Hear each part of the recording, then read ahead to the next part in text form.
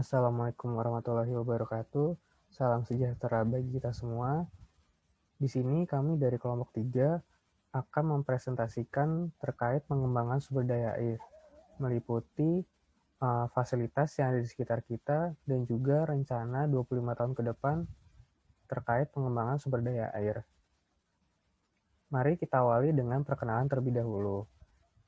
Yang pertama ada Rega Fikriansa, NIM-nya 1501072 yang memiliki DISC yaitu dominan. Yang kedua ada Putu Amarta, NIM 1501077 yang memiliki DISC influence. Yang ketiga ada Roysatul Islahiyah, NIM 1501716 yang memiliki DISC steady. Dan yang terakhir saya sendiri, Reza Farozi 1501769 yang memiliki DISC compliance.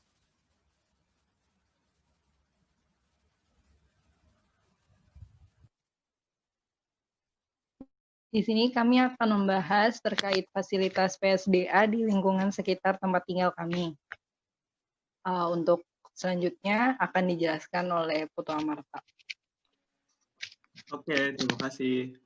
Kenalin lagi, saya Putu Amarta, 1501777 dengan DSC Influence. Saya akan menjelaskan fasilitas PSDA di lingkungan sekitar tempat tinggal saya. Ini adalah salah satu contoh fasilitas PSDA, yaitu saluran irigasi tradisional atau yang biasa dikenal dengan subak. Saluran irigasi tradisional ini berperan penting dalam kemajuan sektor pangan di Bali. Tidak hanya itu, saluran irigasi tradisional atau subak ini juga terkenal sebagai salah satu warisan budaya tak benda UNESCO gitu. Jadi ini merupakan aset yang sangat penting bagi masyarakat Bali pada umumnya. Nah, ternyata setelah saya observasi di lingkungan saya, terdapat berbagai permasalahan yang ada terkait dengan irigasi tradisional ini. Yang pertama adalah debit air yang ekstrim. Pada musim hujan, debit air sangat besar. Banyak daerah irigasi terendam. Termasuk di dekat rumah saya juga terdapat saluran irigasi yang tradisional, mirip seperti yang di lokasi yang sebelumnya. Ini saya ambil fotonya pada saat musim kemarau. Beberapa hari belakangan ini, saluran irigasi di depan rumah saya selalu kering. Karena pada saat musim kemarau, ya tidak ada hujan sama sekali dan airnya sangat surut. Begitu juga kondisi salurannya juga udah tertutup vegetasi, banyak sampah, dan lain-lain. Nah, sedangkan pada saat musim hujan, daerah ini juga biasanya banjir. Kenapa? Karena ketika sekarang kemarau, banyak ada sampah, begitu ada hujan yang besar, ini langsung ketutup gitu. Nah, terus yang kedua adalah kurangnya pengelolaan. Nah, sama seperti yang saya sampaikan tadi, banyak saluran yang sudah tidak terawat, tertutup vegetasi dan sampah. Terus yang ketiga, faktanya adalah masih kurang edukasi gitu kepada masyarakat setempat untuk menjaga dan merawat jaringan irigasi di sekitarnya. Nah, saya sendiri belum pernah memperoleh sosialisasi sebenarnya untuk hal ini. Ini adalah murni kesadaran dari masing-masing. Nah, akan lebih baik nantinya jika ini diedukasi lagi. Selama ini, saluran irigasi hanya menjadi tanggung jawab dari pemerintah dan juga organisasi subak yang bertanggung jawab terhadap pengelolaannya. Jadi partisipasi masyarakat masih kurang. Nah, kemudian ini adalah rencana masa depan. Yang pertama yaitu infiltrasi teknologi. Maksudnya adalah mengaplikasikan teknologi modern guna membantu menambah efisiensi jaringan irigasi tradisional dengan catatan tanpa mengubah atau merusak nilai-nilai tradisional. Karena sebenarnya teknologi itu adalah untuk menambah kualitas dari sistem irigasi tradisionalnya, bukan malah merusak nilai-nilainya gitu.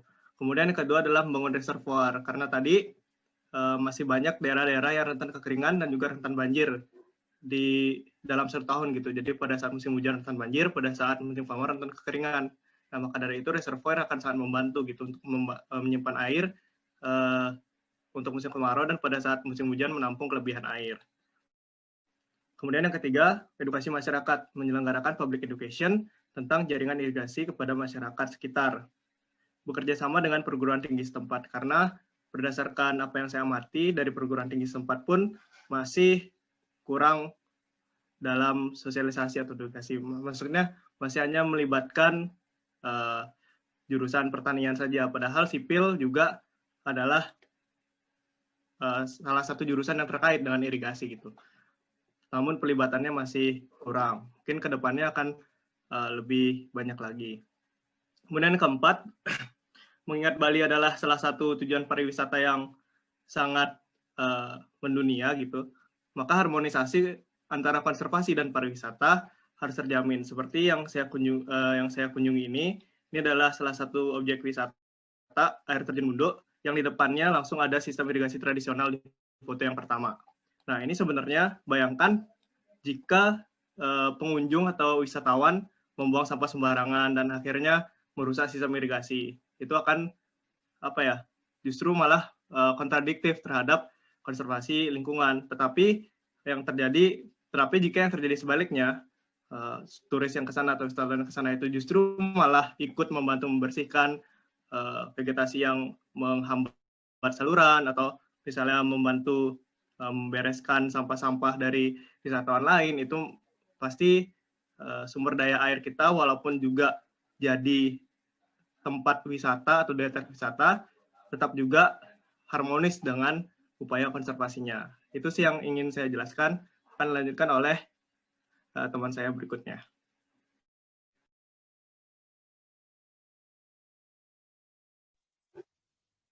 Ya, perkenalkan lagi.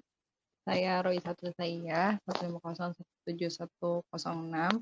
Di sini saya akan menjelaskan terkait fasilitas pengembangan sumber daya air yang ada di sekitar rumah saya, yaitu sumber mata air. Next. Di sini bisa terlihat bahwa di desa saya terdapat sumber mata air yang cukup jernih dan cukup banyak yang bisa dimanfaatkan oleh warga dusun. Biasanya warga dusun Delopo ini memanfaatkan sumber mata air ini sebagai air bersih, tambak, dan juga irigasi sawah. Kebetulan irigasi sawahnya itu berada di depan rumah saya. Nah, lokasinya ada di Delopo Karangrejo, Kecamatan Ngasem, Kabupaten Kediri, Jawa Timur. Next. Permasalahan yang sering ada di desa saya adalah rendahnya kualitas air di hilir. Jadi untuk kualitas air di dekat sumber mata airnya itu bagus, tapi setelah semakin jauh jaraknya akan menghasilkan kualitas air yang semakin buruk. Hal ini dikarenakan aktivitas-aktivitas manusia yang berada sepanjang aliran air yang dapat menyebabkan kualitas air ini menurun. Salah satunya seperti membuang sampah di kali atau sungai kecil, dan juga seperti melakukan aktivitas seperti buang air kecil, buang air besar, dan juga drainase rumahnya. Itu. Untuk yang kedua adalah peluapan saat musim hujan.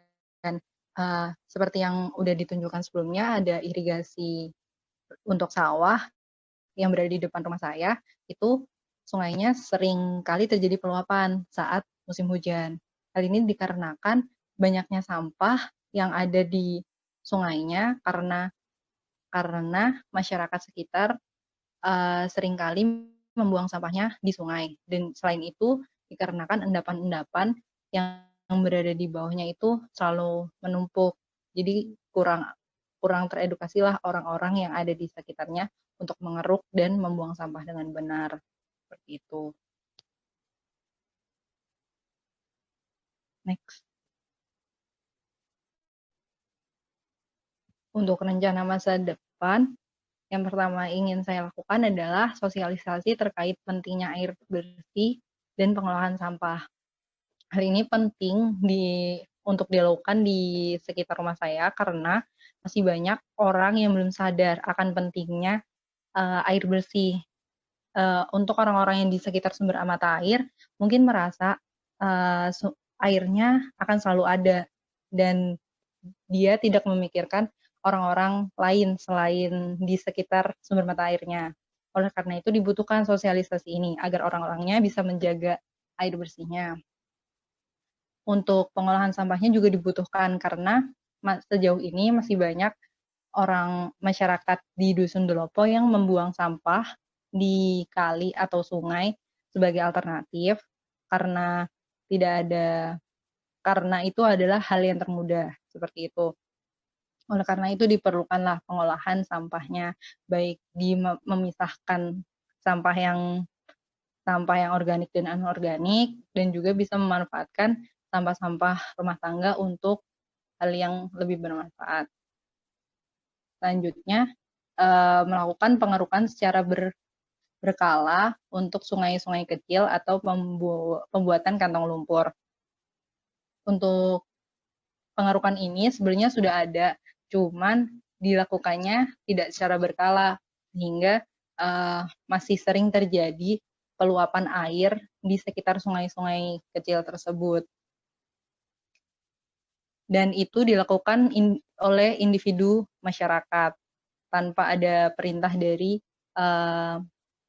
kepala desa ataupun yang lain. Jadi harapannya untuk kedepannya pemerintah desa dapat menjadwalkan pengerukan untuk sungai-sungai kecil. Dan yang terakhir, pemanfaatan sumber Delopo sebagai tempat wisata. Karena sumber mata air ini tuh memiliki kualitas yang bagus, jadi bisa dimanfaatkan sebagai wisata seperti adanya perahu kecil untuk berputar di sekitar situ, dan juga ada aliran tambahan yang dapat dimanfaatkan untuk wisata alam seperti itu. Selanjutnya akan dijelaskan oleh. Nah, sekarang sebelumnya perkenalan dulu, saya Reza Farozi, 1501709. Nah, di sini saya akan menjelaskan fasilitas pengembangan sumber daya air di dekat rumah saya, yaitu rawa. Nah, bisa dilihat nih, sebenarnya rawa ini tuh lumayan dekat nih dari rumah saya, yaitu sekitar mungkin 500 sampai 1 km. Nah, rawa di rumah saya ini tuh bisa dibilang cukup luas, dan kalau di penglihatan gambar ini tuh emang hampir seluruhnya itu ditutupi oleh tumbuhan eceng gondok. Dan juga bisa dilihat nih, ini tuh ada sebenarnya tuh baru dibikin nih jalan baru, yang artinya sebenarnya ini juga lagi dibikin oleh pengembang swasta yang berkolaborasi dengan pemerintah, dibangun sebuah apartemen dan sebuah mall. Nah, sekarang kita bisa lanjut nih ke permasalahan apa aja sih yang ada di sekitar rumah saya. Next. Nah, sebenarnya permasalahan yang ada itu tuh cuma satu nih dekat rumah saya, yaitu banjir saat musim hujan. Sebenarnya untuk beberapa tahun terakhir ini sudah mulai jarang nih terjadi banjir, karena udah ada beberapa inisiatif dari pihak pemerintah setempat, seperti membuat tanggul dan lain-lainnya, pembersihan sungai, pengerukan sedimentasinya. Nah, tapi akhir-akhir ini ketika intensitasnya hujan sangat tinggi, terutama 2 tahun terakhir ini, kembali terjadi banjir yang bisa dibilang lumayan parah, seperti itu. Oke, next. Nah, jadi harapan saya dengan adanya rawa ini tuh bisa dikembangkan gitu. Dan berikut ini adalah rencana masa depan dari pemanfaatan rawa tersebut.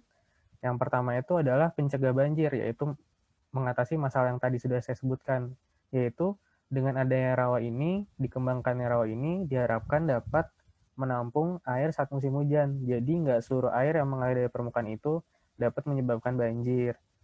Nah, yang kedua, dengan adanya rawa ini bisa menjadi sumber cadangan air. Jadi pada saat musim kemarau, si rawa ini bisa menyerap dan menyimpan kelebihan air dari daerah di sekitarnya, sehingga bisa digunakan nih pada saat musim kemarau, terutama di daerah di sekitar rawa ini tuh banyak perkampungan yang katanya tuh sering terjadi kekeringan.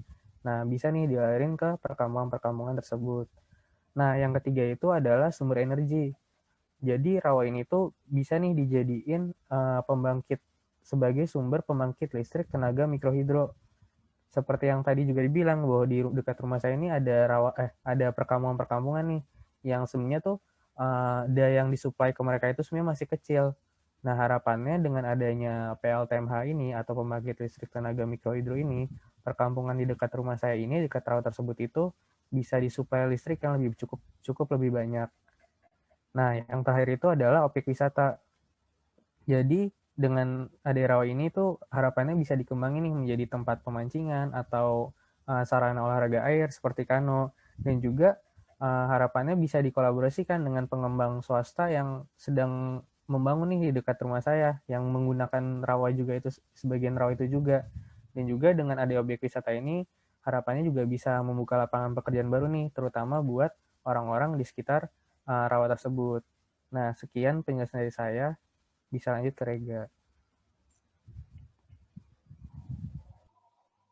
Iya, perkenalkan lagi, saya Rega Fikriansyah, 5017072.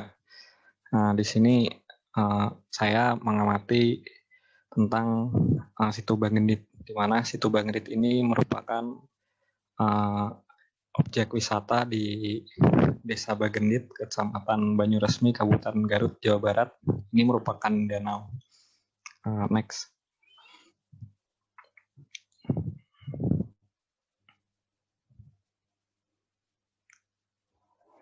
Next.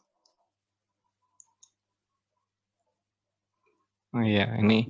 Nah, dan yang saya lihat permasalahan yang ada di Situ Bagendit ini adalah saat musim kemarau ini air pada danau tersebut itu berkurang, sehingga mengurangi jumlah pasokan air yang digunakan untuk irigasi sawah-sawah sekitarnya. Kemudian sebagai objek wisata di Situ Bagendit ini juga terdapat banyak sampah karena banyak wisatawan yang membuang sampah sembarangan. Nah, kemudian permasalahan ketiga adalah fasilitas yang tidak baik. Fasilitas tempat wisata yang kurang baik serta kurang perawatan. Next. Nah, untuk rencana masa depannya adalah yang pertama memberikan peraturan yang ketat. Nah, peraturan ini dibuat supaya masyarakat tidak buang sampah sembarangan dan memberikan sanksi kepada pembuang sampah sembarangan. Kemudian yang kedua adalah dengan mengganti fasilitas yang ada. Nah, fasilitas yang ada itu diganti menjadi lebih baik dengan teknologi terkini. Yang ketiga adalah membuat saluran irigasi dari danau untuk sawah-sawah sekitarnya untuk meningkatkan kesejahteraan masyarakat setempat. Next.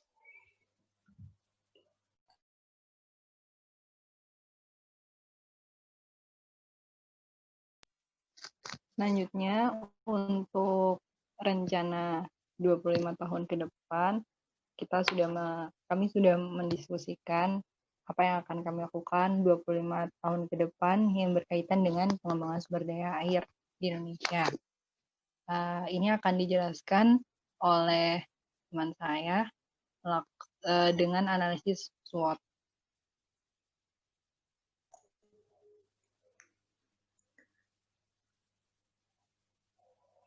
Nah, ini merupakan analisis SWOT yang terkait dengan sumber daya air di Indonesia.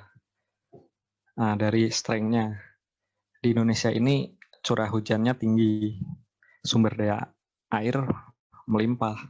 Kemudian sudah terdapat cukup banyak bendungan dan bangunan air pendukung lainnya, dan kualitas air yang sangat baik di daerah hulu. Kemudian untuk weakness, banyak daerah aliran sungai yang rusak, minimnya daerah resapan di daerah urban, serta data-data hidrologis yang kurang lengkap dan akurat. Nah, tadi udah internal tuh, ada strength sama weakness. Sekarang kita ke eksternal, yang terdiri dari opportunity sama threat. Untuk opportunity sendiri, yang pertama itu ada daya tarik wisata air yang tinggi. Yang kedua, banyak ahli rekayasa sumber daya air di Indonesia. Yang ketiga, sumber daya manusia usia produktif yang tinggi, yaitu berkaitan dengan bonus demografi. Untuk threat-nya, yang pertama ada masyarakat yang belum sadar akan pentingnya sumber daya air. Yang kedua, birokrasi yang rumit. Dan yang ketiga, terbatasnya dana.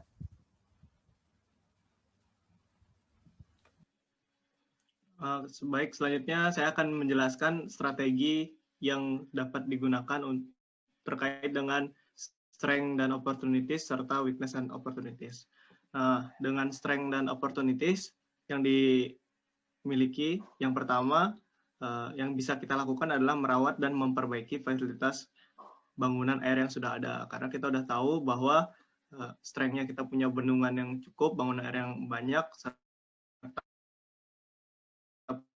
punya banyak ahli rekayasa dan sumber daya manusia yang tinggi, maka merawat dan perbaiki fasilitas itu termasuk salah satu yang fasilitas sumber daya air serbaguna seperti waduk, sarana transportasi air, dan sebagainya.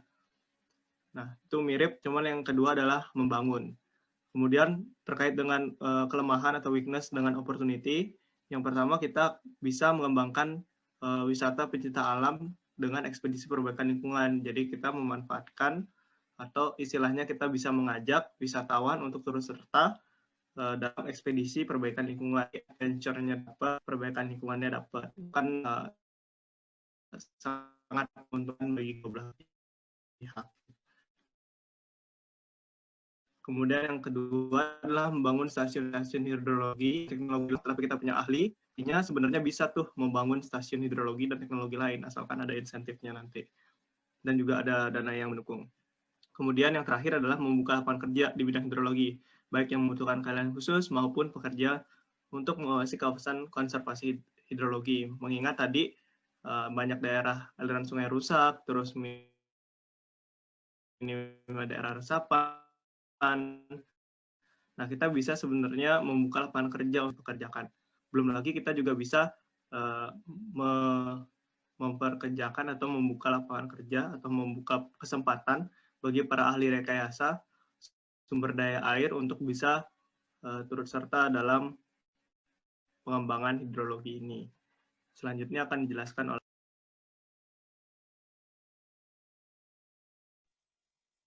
Selanjutnya, saya akan menjelaskan tentang strategi berdasarkan strength dan threat dan juga weakness dan threat.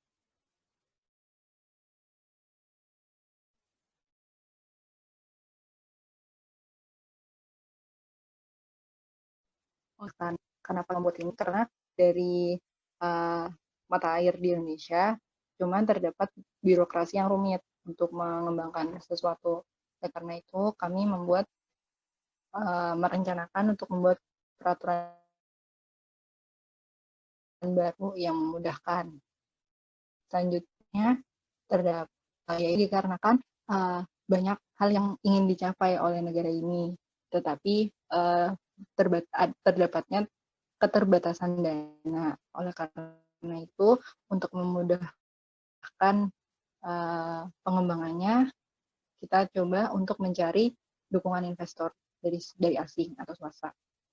Untuk strategi WT-nya, yaitu memberikan informasi dan peringatan tentang pentingnya menjaga sumber daya air kepada masyarakat. Hal ini dikarenakan di Indonesia yang dapat menyebabkan kualitas air di daerah hilir itu buruk, terus terdapat juga minimnya daerah resapan air di daerah urban, seperti itu. Next.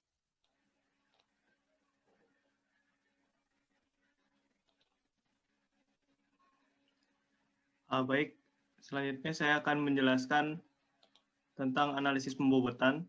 Analisis pembobotan ini akan kami gunakan untuk proyek yang diformulasikan dari strategi-strategi yang disebutkan sebelumnya.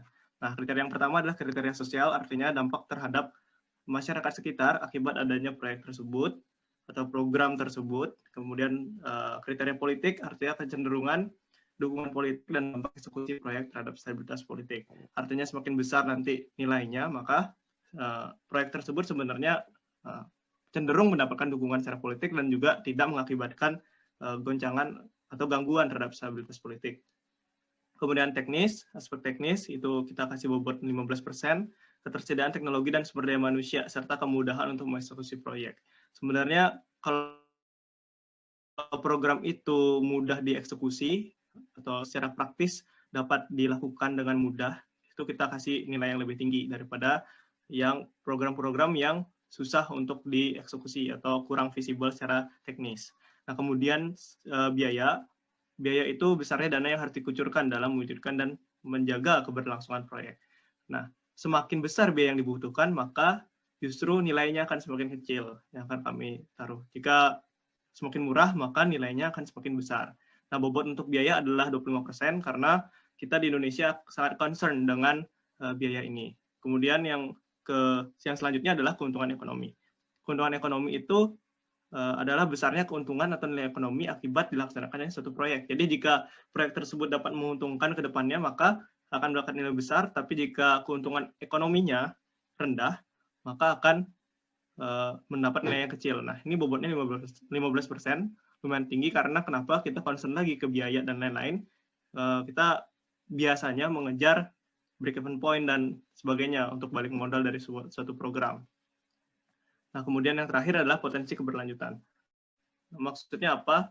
Apakah proyek tersebut atau program tersebut hanya dieksekusi sekali kemudian tidak berlanjut gitu, ataukah misalnya nggak ada dampak yang panjang, dampak positif yang panjang dari proyek tersebut? Nah, maka itu potensi keberlanjutannya kita akan berikan nilai rendah. Tapi jika proyek tersebut atau program tersebut sekiranya bisa dilaksanakan dalam jangka waktu yang panjang atau berdampak panjang, maka kita akan berikan nilai yang lebih besar. Nah, total dari semua pembuatan adalah 100%, maka dari itu ini disebut dengan analisis pembuatan. Nah, selanjutnya untuk penilaian terhadap masing-masing kriteria akan dijelaskan oleh teman saya.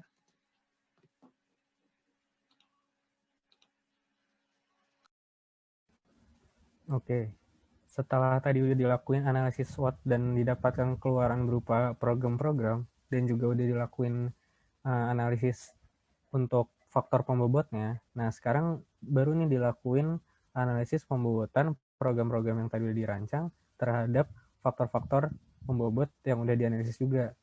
Nah, yang pertama itu untuk kondisi, opportunity, sama strength. Yang program pertama itu ada perawatan, perbaikan, dan peningkatan kualitas fasilitas bangunan sumber daya di Indonesia. Untuk sosial sendiri, dia mendapatkan nilai 90%. Yang politiknya 75%, teknisnya itu 85%, biayanya 80%, keuntungan ekonomi 80%, dan potensi keberlanjutannya 90%. Sehingga setelah diberikan faktor pembobotan, didapat total nilai berupa 83. Lalu yang kedua itu ada program pembangunan reservoir serbaguna seperti PLTA, industri, air baku, pariwisata, irigasi, dan pengendalian banjir. Untuk faktor sosial sendiri mendapatkan nilai pembobotan sebesar 90%. Untuk politik 75%, teknis 85%, biaya 70%, keuntungan ekonomi 80%, dan potensi keberlanjutan 90%, sehingga didapat 80,5. Begitu juga untuk program yang ketiga nih, pembangunan transportasi air. Dari faktor sosial, politik, teknis, biaya, keuntungan ekonomi, dan potensi keberlanjutan, didapat total nilai pembobotan akhir yaitu sebesar 70,3. Nah, yang keempat, untuk kondisi, opportunity, dan weakness, program yang keempat ini adalah promosi pariwisata ekspedisi pencinta alam untuk meningkatkan pendapatan dan perbaikan lingkungan. Dari beberapa faktor sosial, politik, teknis, biaya, keuntungan ekonomi, dan potensi keberlanjutan, didapat total nilai pembobotan sebesar 76,5. Lalu untuk program yang kelima, ada insentif untuk pengembangan teknologi sumber daya air dan pembangunan stasiun hidrologi modern. Dan didapatkan nilai akhir dari faktor-faktor pembobotan yang ada sebesar 79,8.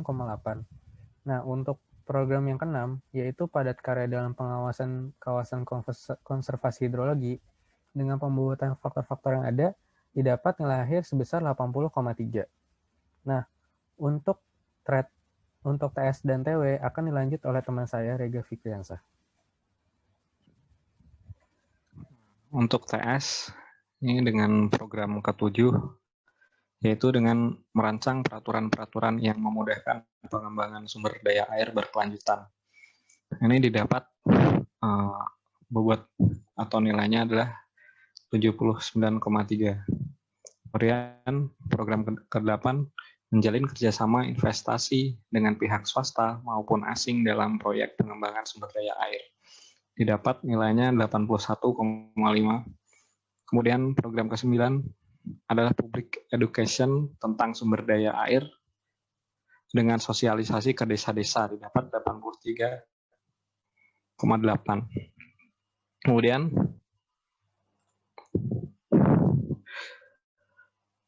membuat peraturan-peraturan terkait larangan dan sanksi bagi masyarakat yang merusak sumber daya air, dapat nilai 78,3.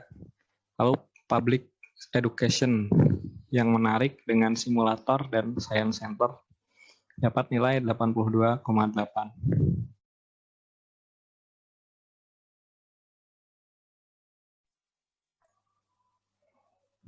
Next.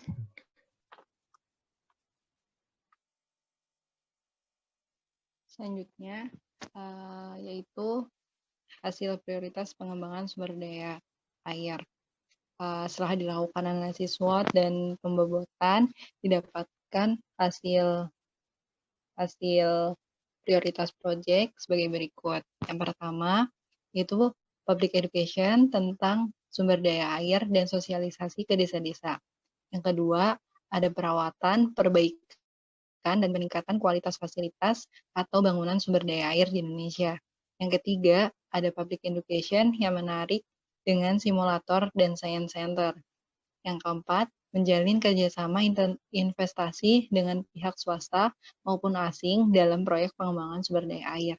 Yang kelima, pembangunan reservoir serbaguna, yaitu seperti PLTA, industri, air baku, pariwisata, irigasi, dan pengendalian banjir. Yang keenam, padat karya dalam pengawasan kawasan konservasi hidrologi. Yang ketujuh, insentif untuk pengembangan teknologi sumber daya air dan pengembangan stasiun hidrologi modern. Yang kedelapan, merancang peraturan-peraturan yang memudahkan dan pengembangan sumber daya air berkelanjutan. Yang kesembilan, membuat peraturan-peraturan terkait larangan dan sanksi bagi masyarakat yang merusak sumber daya air. 10. Promosi pariwisata ekspedisi pecinta alam untuk meningkatkan pendapatan dan perbaikan lingkungan. Dan yang terakhir yaitu pembangunan transportasi air.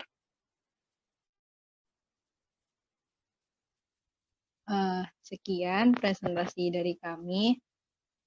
Quotes yang bisa kami berikan yaitu tetap jadilah mata air jernih yang memberikan kehidupan kepada sekitarmu. Baharudin Yusuf Habibie, 1986-2019. Terima kasih atas perhatiannya.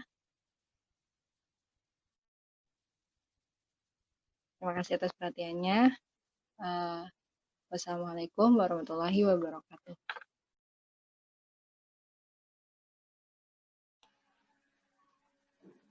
Nah, baik, ini analisis pembobotan yang akan kita gunakan untuk menyusun prioritas dari proyek-proyek yang diformulasikan dari strategi-strategi yang sudah disebutkan sebelumnya.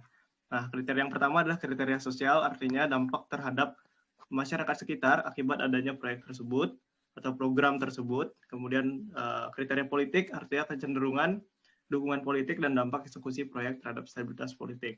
Artinya semakin besar nanti nilainya, maka proyek tersebut sebenarnya cenderung mendapatkan dukungan secara politik dan juga tidak mengakibatkan goncangan atau gangguan terhadap stabilitas politik. Kemudian teknis, aspek teknis itu kita kasih bobot 15%, ketersediaan teknologi dan sumber daya manusia, serta kemudahan untuk mengeksekusi proyek. Sebenarnya kalau program itu mudah dieksekusi atau secara praktis dapat dilakukan dengan mudah, itu kita kasih nilai yang lebih tinggi daripada yang program-program yang susah untuk dieksekusi atau kurang visible secara teknis. Nah, kemudian biaya itu besarnya dana yang harus dikucurkan dalam mewujudkan dan menjaga keberlangsungan proyek. Nah, semakin besar biaya yang dibutuhkan, maka justru nilainya akan semakin kecil yang akan kami taruh. Jika semakin murah, maka nilainya akan semakin besar. Nah, bobot untuk biaya adalah 25% karena kita di Indonesia sangat concern dengan biaya ini.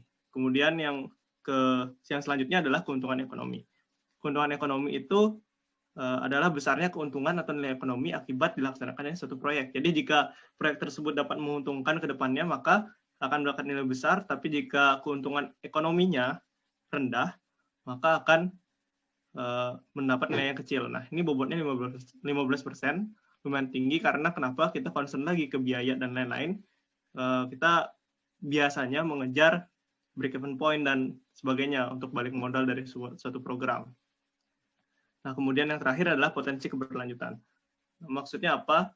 Apakah proyek tersebut atau program tersebut hanya dieksekusi sekali kemudian tidak berlanjut gitu, ataukah misalnya nggak ada dampak yang panjang, dampak positif yang panjang dari proyek tersebut? Nah, maka itu potensi keberlanjutannya kita akan berikan nilai yang rendah. Tapi jika proyek tersebut atau program tersebut sekiranya bisa dilaksanakan dalam jangka waktu yang panjang atau berdampak panjang, maka kita akan berikan nilai yang lebih besar. Nah, total dari semua pembuatan adalah 100%, maka dari itu ini disebut dengan analisis pembuatan.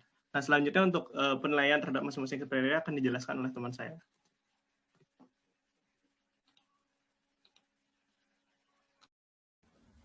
Oke, setelah tadi udah dilakuin analisis SWOT dan didapatkan keluaran berupa program-program, dan juga udah dilakuin analisis untuk faktor pembobotnya. Nah, sekarang baru nih dilakuin analisis pembobotan program-program yang tadi udah dirancang terhadap faktor-faktor pembobot yang udah dianalisis juga.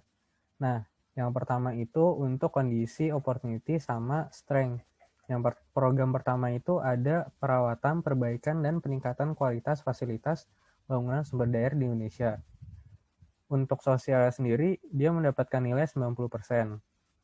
Yang politiknya 75%, teknisnya itu 85%, biayanya 80%, keuntungan ekonomi 80%, dan potensi keberlanjutannya 90%.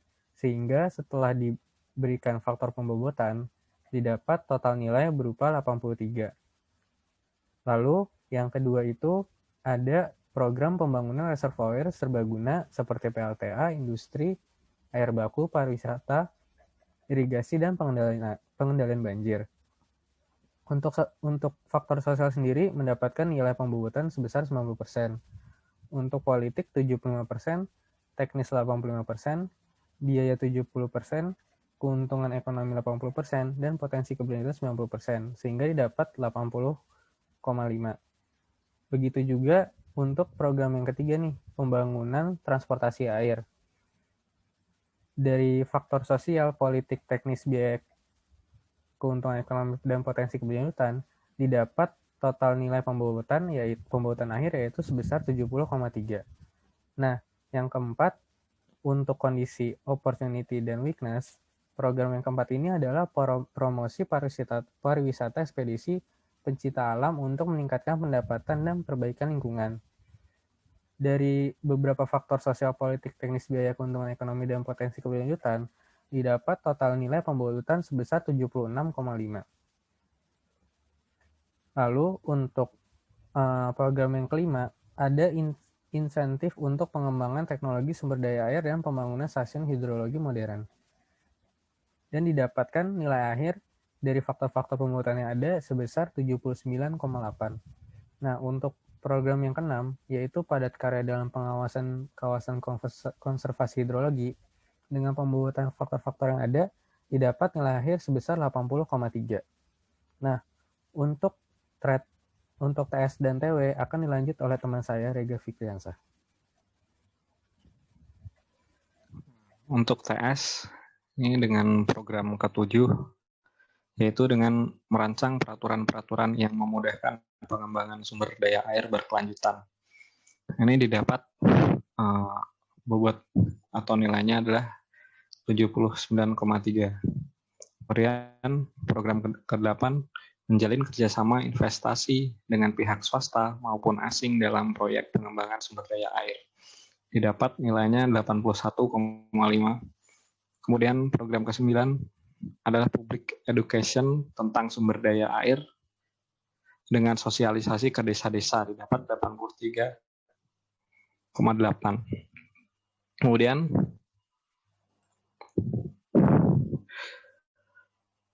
membuat peraturan-peraturan terkait larangan dan sanksi bagi masyarakat yang merusak sumber daya air, dapat nilai 78,3.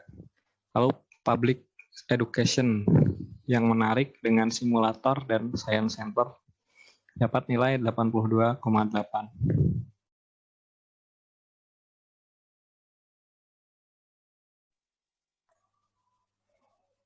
Next.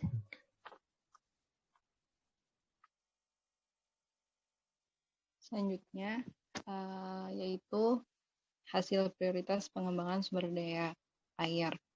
Setelah dilakukan analisis SWOT dan pembobotan, didapatkan hasil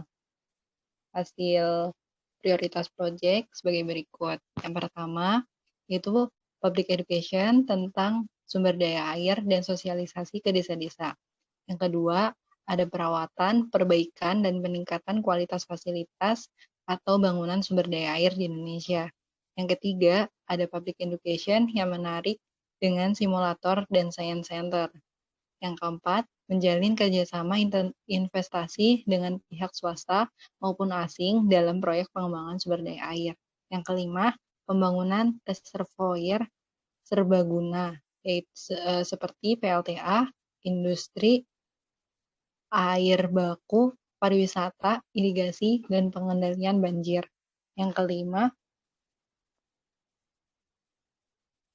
keenam, padat karya dalam pengawasan kawasan konservasi hidrologi.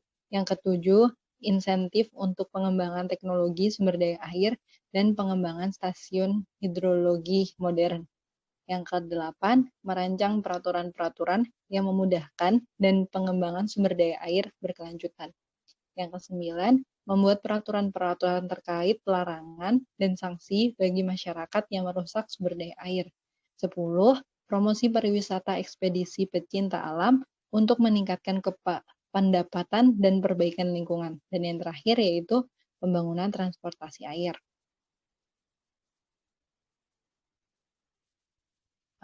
Sekian presentasi dari kami. Quotes yang bisa kami berikan yaitu tetap jadilah mata air jernih yang memberikan kehidupan kepada sekitarmu. Baharudin Yusuf Habibie, 1986-2019. Terima kasih atas perhatiannya.